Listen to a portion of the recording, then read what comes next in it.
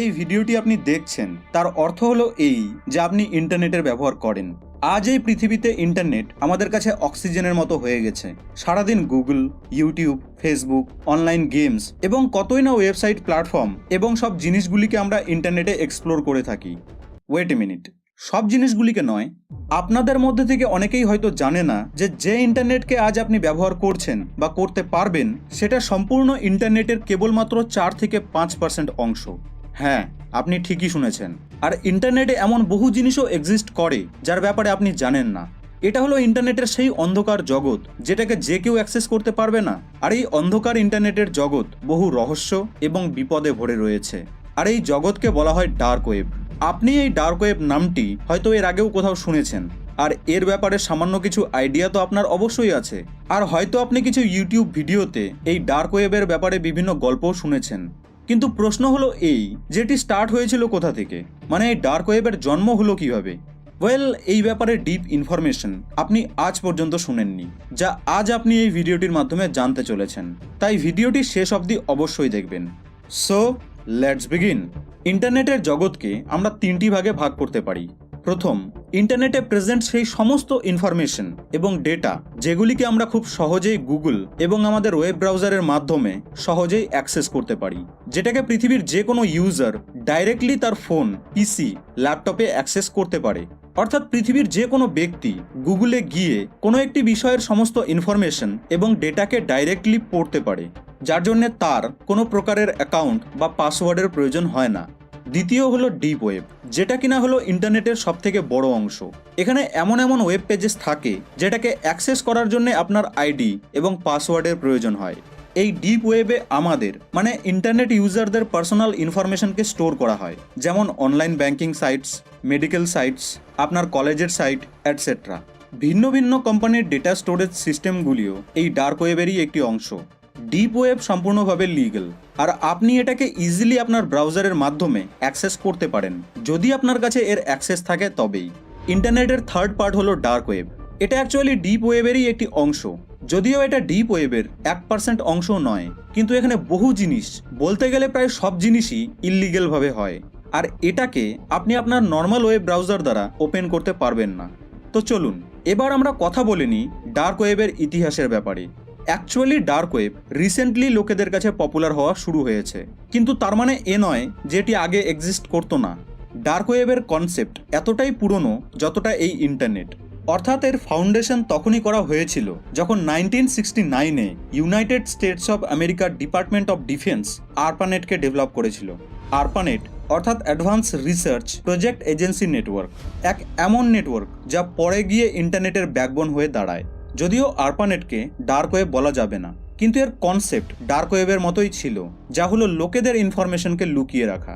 আর এই টেকনোলজির সবথেকে প্রথম অপব্যবহার দেখা গিয়েছিল 1972-তে, যখন ক্যালিফোর্নিয়ার স্ট্যানফোর্ড ইউনিভার্সিটির কিছু স্টুডেন্ট আরপানেটের সাহায্যে ইউনিভার্সিটিতে অনলাইন ম্যারিজুয়ানাকে সেল করা শুরু করেছিল। আর এটাই ছিল ইন্টারনেট হিস্ট্রির প্রথম অনলাইন সেল। যাই হোক, ইন্টারনেটের টেকনোলজি ধীরে ধীরে ডেভেলপ হওয়া কেবল শুরুই হয়েছিল, ঠিক তখনই এই ডার্ক ওয়েবও ধীরে ধীরে সাইলেন্টলি ডেভেলপ হচ্ছিল।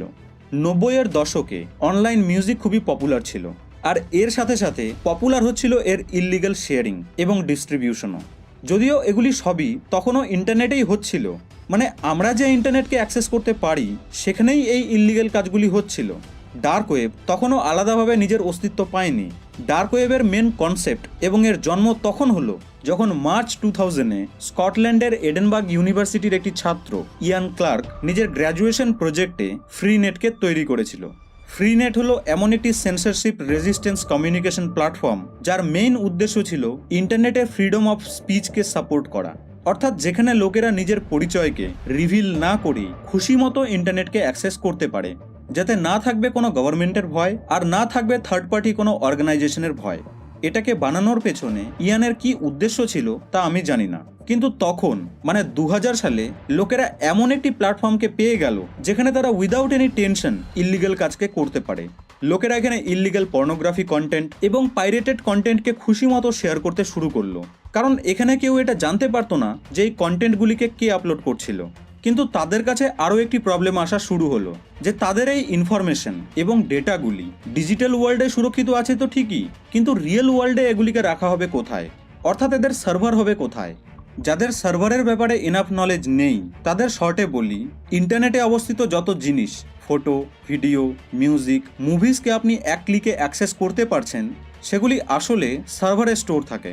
ফর এক্সাম্পল, এই ভিডিওটিকে আমি আমার কম্পিউটারে তৈরি করে ইউটিউবে আপলোড করেছি। মানে এই ভিডিওটি গুগলের সার্ভারে স্টোর রয়েছে। সার্ভারে স্টোর হওয়ার পর আপনি এই ভিডিওটিকে দেখতে পাচ্ছেন। তো গুগল এটা জানে যে এই ভিডিওটি তার সার্ভারে প্রহেলিকা নামের ইউটিউব চ্যানেল আপলোড করেছে। তো এটাই ছিল ডার্ক ওয়েব ইউজারদের কাছে একটি প্রবলেম, কারণ যা কিছুকেই তারা ইন্টারনেটে আপলোড করছিল, তো ইন্টারনেট এটা জেনে যাচ্ছিল যে এই কন্টেন্ট বা ইনফরমেশনটিকে কে আপলোড করছে। এতে তো সেই ব্যক্তিকে ইজিলি আইডেন্টিফাই করা যাবে। তো ডার্ক ওয়েব ইউজারদের এই সমস্যাটিকে দূর করেছিল মাইকেল রয় বেটস, যিনি ইউনাইটেড কিংডমের কাছে সিল্যান্ড নামের একটি সেলফ ডিক্লেয়ার্ড মাইক্রোনেশনের ওনার ছিলেন। আসলে সিল্যান্ড কোনো দেশ নয়, বরং সমুদ্রে অবস্থিত দুটি টাওয়ারের ওপর অবস্থিত একটি প্ল্যাটফর্ম। তো এই মাইকেল বেটস হেভেন কো নামের একটি কোম্পানি সেই প্ল্যাটফর্মের ওপর তৈরি করে, যা লোকেদের এই ধরনের ইল্লিগাল এবং সেন্সিটিভ কন্টেন্টকে লুকোতে সাহায্য করত। এই সিল্যান্ডে তিনি একটি সার্ভার তৈরি করেন, আর অবভিয়াসলি ইন্টারন্যাশনাল ওয়াটারে থাকার কারণে সেখানে কোনো দেশের সরকার ও তার নিয়মকে ফলো করতে হতো না। ব্যাস, এবার ডার্ক ওয়েব আরও দ্রুত গতিতে ছড়িয়ে পড়তে শুরু করলো এবং 2002 সালের শুরুতে ডার্ক ওয়েব এমন একটি গিফট পেল যা তার এই ডেভেলপমেন্টকে কয়েক হাজার গুণ আরও বাড়িয়ে দিল। হ্যাঁ, আমি কথা বলছি টরের, অর্থাৎ দ্য অনিয়ন রাউটার। এটা হলো সেই ব্রাউজার যা আজ ডার্ক ওয়েবের একটি লাইফলাইন। এই ব্রাউজার ডার্ক ওয়েবকে অ্যাক্সেস করার সবথেকে পপুলার প্ল্যাটফর্ম। টরে যে কোনো ইউজার নিজের আইডেন্টিটিকে রিভিল না করে, নিজের সার্চ হিস্ট্রি এবং লোকেশনকে রিভিল না করে যে কোনো ওয়েবসাইটকে অ্যাক্সেস করতে পারে। এর মধ্যে যা ওয়েবসাইটস রয়েছে তার ডোমেন নেম .onion হয়। অর্থাৎ যেমন নর্মাল ওয়েব ব্রাউজারে কোনো সাইটকে ওপেন করলে যেমন তার শেষে .in, .bd, .com, .uk, .org লেখা থাকে, ঠিক একই রকমভাবে যদি আপনি টরে কোনো সাইটকে সার্চ করেন তো তার ডোমেন নেম .onion হয়, যেমন google.onion, facebook.onion, etc. আর এই ডোমেন নেমের ওয়েবসাইটগুলিকে আপনি আপনার নর্মাল ব্রাউজারে যেমন ক্রোম, ফায়ারফক্স, অপেরা এগুলির দ্বারা ওপেন করতে পারবেন না। আপনি কি জানেন যে ডার্ক ওয়েবের এই অবতার টরকে কে বানিয়েছিল? ওয়েল, এটাকেও ইউএসের ইন্টেলিজেন্স এজেন্সির সায়েন্টিস্টরাই বানিয়েছিলেন এবং বানানোর 1 বছর পর মানে 2002 সালে পাবলিকের জন্য রিলিজ করে দেয়। তো এই টরের কারণে ডার্ক ওয়েব আরও মাথা চাড়া দিতে শুরু করলো। বহু ইল্লিগাল কাজ ওপেনলি এই ওয়েবসাইটগুলির মধ্যে চলছিল, কিন্তু এখনও একটি জিনিসের অভাব ছিল, যা হলো টাকা। অর্থাৎ এখানে আপনি মানি ট্রানজাকশন কিভাবে করবেন, কারণ কোনো ধরনের ব্যাংকিং ওয়েবসাইট আপনাকে আপনার আইডেন্টিটিকে রিভিল না করিয়ে টাকা ট্রান্সফার করতেই দেবে না। এবং 2008 সালে সাতোশি নাকামোটো ইনভেন্ট করেছিলেন বিটকয়েন, যার ফলে ডার্ক ওয়েবের এই লাস্ট প্রবলেমটিও সলভ হয়ে গেল। আপনাকে জানিয়ে রাখি যে বিটকয়েন হলো এক ধরনের ক্রিপ্টোকারেন্সি, যেটাকে আপনি ভার্চুয়াল মানিও বলতে পারেন। অর্থাৎ এর রিয়েল কোনো এক্সিস্টেন্স নেই, যেমন টাকা বা ডলারের এক্সিস্টেন্স আছে, এগুলির নোট, কয়েন আছে, কিন্তু বিটকয়েনের কোনো নোট বা কয়েন নেই। আর বহু দেশে এই কারেন্সি ইল্লিগালও রয়েছে। 2010-এর দিকে টর এবং ক্রিপ্টোকারেন্সির এই দুটি ভয়ানক কম্বিনেশন অনলাইন ব্ল্যাক মার্কেটকে জন্ম দিল। আর এমনই একটি ব্ল্যাক মার্কেটের নাম ছিল সিল্ক রোড। এটাকে ফেব্রুয়ারি 2011-তে রস উইলিয়াম অব্রিস্ট বানিয়েছিলেন। এই সিল্ক রোডে কি কি করা হতো এগুলি জানলে আপনি বুঝতে পারবেন যে ডার্ক ওয়েব আসলে কি জিনিস। এখানে online gambling, child pornography, illegal drug sales, hacking, fake licence, fake credit card, jewelleries এবং এক্সপেন্সিভ আইটেম তো বিক্রি হতোই, তার সাথে সাথে ব্ল্যাকে বিভিন্ন ধরনের ওয়েপনও বিক্রি হতো। আর এটা টেররিস্টদের জন্য ভালোই সুবিধা ছিল। অক্টোবর 2013-তে FBI এটাকে বন্ধ করতে, মানে এই সিল্ক রোডকে বন্ধ করতে সক্ষম হয়ে যায়। কিন্তু 2010 থেকে 2013 কেবলমাত্র এই 3 বছরেই সিল্ক রোডে প্রায় $4 কোটি থেকেও বেশি ট্রানজাকশন অলরেডি হয়ে গিয়েছিল। আর এই সমস্ত ট্রানজাকশন বিটকয়েনের মাধ্যমে হয়েছিল। এই ঘটনার পর ডার্ক ওয়েবকে জানার জন্যে লোকেদের মধ্যে কৌতূহল বাড়তে শুরু করলো এবং বিটকয়েনের মার্কেট ভ্যালুও বাড়তে শুরু করলো এবং খারাপ মেন্টালিটির লোকেরা এর ব্যবহার করতে শুরু করলো। আজ ডার্ক ওয়েবের মাধ্যমে সারা পৃথিবীতে বিভিন্ন প্রকারের ইল্লিগাল বিজনেস এবং ক্রাইমস করা হয়। ক্রিপ্টোকারেন্সির সাহায্যে মানি লন্ডারিংয়ের মাধ্যমে টাকা কালেক্ট করাও এই ডার্ক ওয়েবে চলে। একটি রিপোর্ট অনুযায়ী ডার্ক ওয়েবের অপব্যবহারের কারণে প্রতিদিন পৃথিবীর প্রায় 10 লক্ষ লোক প্রভাবিত হয়। যদি আমরা আমাদের দেশের কথা বলি, তো একটি রিপোর্ট অনুযায়ী ডার্ক ওয়েবের অপব্যবহারের কারণে আমাদের দেশে প্রতি বছর প্রায় 2000 কোটি টাকার লস হয়। যেহেতু ডার্ক ওয়েবকে ইউজ করার সময় ব্যক্তির লোকেশন ট্রেস হয় না, তাই কোনো দেশে এটি লিগ্যাল হোক বা ইললিগ্যাল হোক তাতে কোনো যায় আসে না। যদি আমরা আজকের কথা বলি, তো কিছু এক্সপার্টসদের হিসেবে ডার্ক ওয়েব ধীরে ধীরে শেষ হয়ে যাচ্ছে। বিভিন্ন ধরনের এজেন্সিগুলি ডার্ক ওয়েবের বিভিন্ন ইললিগ্যাল সাইটস এবং বিজনেসকে বন্ধ করে দিয়েছে।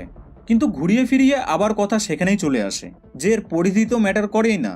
ডার্ক ওয়েব সম্পূর্ণ ইন্টারনেটেই ছেয়ে যাক বা তার কেবলমাত্র 0.1%ই ছেয়ে যাক, কোনো লোক যদি অসৎ উদ্দেশ্যে এর ব্যবহার করে, তো তার কারণে পৃথিবীর সমস্ত ব্যক্তিরই কোনো না কোনোভাবে ক্ষতি হতেই থাকবে। যদি হ্যাকারদের একটি ছোট গ্রুপ বড় কোনো কোম্পানিকে হ্যাক করে দেয়, তো কোম্পানির সাথে সাথে এমপ্লয়ি এবং ইউজারদেরও কতটা ক্ষতি হয়ে যাবে। তো শেষে এটা প্রশ্ন আসে যে যদি ডার্ক ওয়েব এতটাই ভয়ানক এবং তার মধ্যে যদি এত ধরনের ইললিগ্যাল অ্যাক্টিভিটি হচ্ছে, তো আমরা এটাকে সম্পূর্ণভাবে বন্ধ করে দিচ্ছি না কেন? প্রতিটি দেশেরই গভর্নমেন্ট এটা চাইছে যে তারা ডার্ক ওয়েবকে সম্পূর্ণভাবে শেষ করে দেবে এবং এর জন্য তারা চেষ্টাও করেই চলেছে। কিন্তু একবার আপনি ভেবে দেখুন যে গভর্নমেন্টের বিভিন্ন এজেন্সি এবং স্পেশালি ইন্টেলিজেন্স এজেন্সিগুলিও তো এই ডার্ক ওয়েবকেই ব্যবহার করে নিজের প্রাইভেসি এবং ইনফরমেশনকে কনফিডেন্সিয়াল রাখার জন্যে। যতদিন ইন্টারনেট থাকবে ততদিন ধরে ডার্ক ওয়েবও থাকবে, অর্থাৎ এই চোর পুলিশের খেলা কখনোই শেষ হবে না। আমি আপনাকে বলে রাখি যে ডার্ক ওয়েবের ব্যবহার করা কিন্তু কোনো ইললিগ্যাল কাজ নয়। যে কোনো ব্যক্তি একে ইউজ করতে পারে যদি তার কাছে তার অ্যাক্সেস থাকে তবেই। কিন্তু সেখানে তার যে ফিচার্সগুলি রয়েছে তার সাহায্যে ইললিগ্যাল কাজ করা, সেটা হলো ক্রাইম। আর এই জন্যই আমাদের ডার্ক ওয়েব থেকে দূরে থাকা উচিত। তো বন্ধু, এই ভিডিওটি আপনাকে কেমন লাগলো তা নিচে কমেন্ট বক্সে অবশ্যই জানাবেন। ভিডিওটি ভালো লেগে থাকলে লাইক এবং শেয়ার অবশ্যই করবেন, যাতে এই ইন্টারেস্টিং এবং ইউজফুল নলেজ আপনার প্রিয় ব্যক্তির কাছেও পৌঁছায়। আপনাদের সঙ্গে আবার দেখা হবে নেক্সট ভিডিওতে।